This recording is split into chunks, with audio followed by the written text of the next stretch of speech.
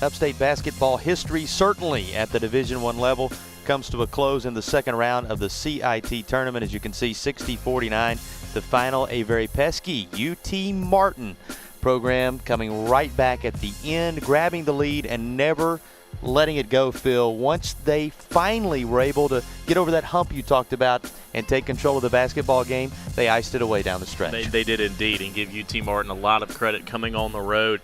It's very, very difficult to get a win on the road when you shoot like they did, but they held Upstate down and helped that Upstate miss some open shots down the stretch, and they continue playing in March. That's what you want if you're UT Martin. Let's take a look back at the highlights from this 40 minutes of outstanding basketball between these two teams in win-or-go-home fashion.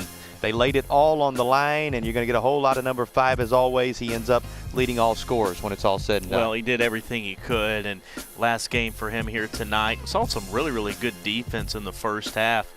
Probably overshadowed by the second half and the performance by the Skyhawks down the stretch. But some outside shooting finally started to go in the second half as Anderson got hot. And then Jacob Schulte, he's going to be back. Definitely a bright spot tonight for the Spartans in the post, giving Upstate some nice things. But the good defense and UT Martin getting some shots to go in from the perimeter down the stretch, one of the big keys to the reason they won tonight, Jason. Schulte, 10 points, 5 rebounds. He also had 4 blocks.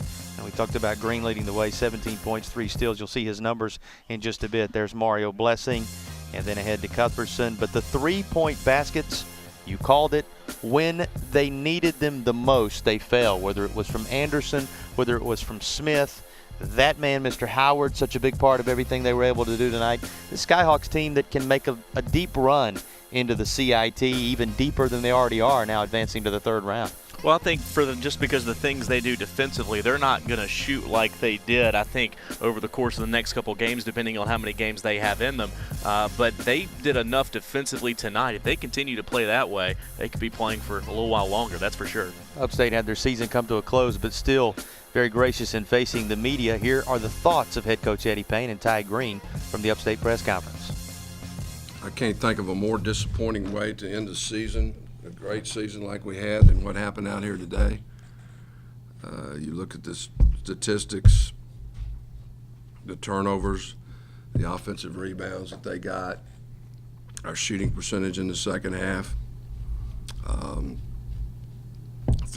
for the game. I'm just real disappointed. I feel bad for these guys, but I'll give UT Martin a lot of credit. They hung in there and executed better than we did. I never felt like we executed offensively, got deep enough in the possessions, and we got going in the wrong direction. And sometimes that's real hard to when you get going. The momentum goes in one way, and then when you get open looks, you don't knock them down. So that kind of feel like that's what happened to us tonight. We had a great year. I know y'all are going to ask about the last game, but first, nobody expected anything from us this year. We replaced a great senior class, and we're very, very inexperienced across the board.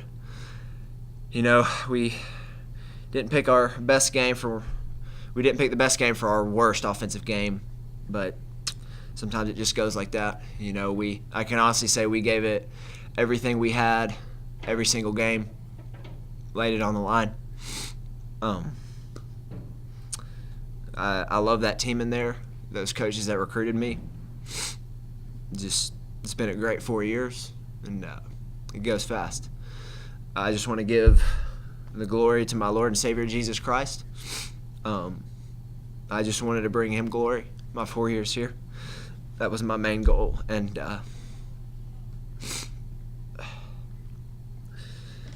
like I said, I can't believe it's over. We just talked about it in the locker room, and there wasn't a dry eye in there. What we did is we built a program. Before we got here, like I said, they were getting just beat consistently. We showed them how to play the right way, how to come in and work every single day, even when you don't want to. There's a lot of days where you're not feeling it. To come into the gym on your own when you wake up and the last thing you want to do is play or pick up a basketball. And we've built that. And on top of building the culture, we got results in the win column. And we've talked to them because there's so much talent in that locker room, and there's more talent on the way. They're recruiting at a level that was better than me and Mario and Fred. I mean, I had one Division I scholarship offer coming in here, and that was obviously Upstate. But we challenge them to keep building, keep pushing, because they can build on it. They can build on this 24 wins. They can go to the NCAA tournament because the pieces are in place. And that's the thing we're most proud of. At the end of the day, this loss, doesn't define anything. You're not even really going to remember it too much. I mean, you'll remember it. It was your last game, but that's not the memories that you hold dear. So the biggest thing is we developed a winning basketball culture. Top half of the ASUN every single year, and there's a very bright future ahead for this program and those guys in that locker room. So here are the numbers, Phil. The field goal percentage, not impressive really on either side. Maybe what's most impressive is as poorly as UT Martin shot early in the game, and especially in the first half, just shooting 25% from the field. They were able to hang around. They were right there within one possession most of the evening, and then in the end, they come away with the victory. The other big number you highlight, 18 turnovers for the Spartans, and certainly you can say the Skyhawks took advantage of those turnovers as they were able to get double digits in points off them. That's right. Just 5 field goals for Upstate in the second half. You see just 12% from 3. You probably heard it in the press conference. Upstate, by far their worst offensive output of the year, 2 points worse than the performance versus Wright State. And then the numbers, 3-point percentage and overall field goal percentage, just not good. And then the turnovers on top of that makes it very, very difficult to win any game, especially against a good team like UT Martin out of the OVC. And our players who had outstanding performances in this basketball game, of course, Ty Green, also Howard leading the way with 15. Green leads all scorers.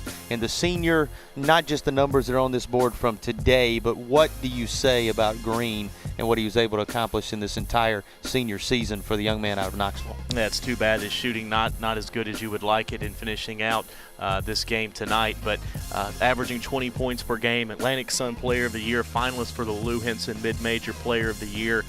Just a great, great career, and even better young man. We don't talk too much about who he is off the court, but just a fantastic young man, and definitely someone who's going to be successful in whatever he chooses to do after graduating here from Upstate. So this ended up being goodbye for the 3 Upstate seniors, Ty Green, who Phil's talking about, Fred Miller, and Mario Blessing.